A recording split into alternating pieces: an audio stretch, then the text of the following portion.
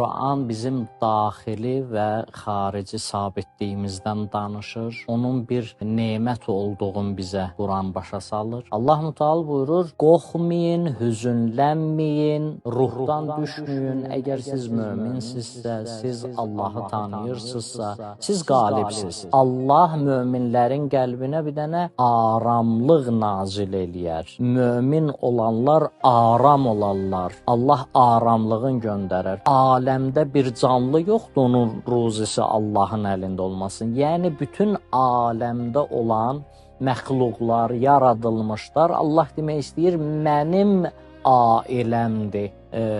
Aləm hədisdə Peyğəmbər Əkrəm buyurur, yığışsın, bir nəfər üçün Allahın ayırdığı ruzisin qarşısını almaq istəsin, ala bilməz. Bütün aləm yığışsın, ona bir şey əta eləsin, eləyə bilməz. Allahın razılığı ilə çoxalır ruzi. Allah bir şeydə razılığı olsa, izni olsa, orada çoxalacaq.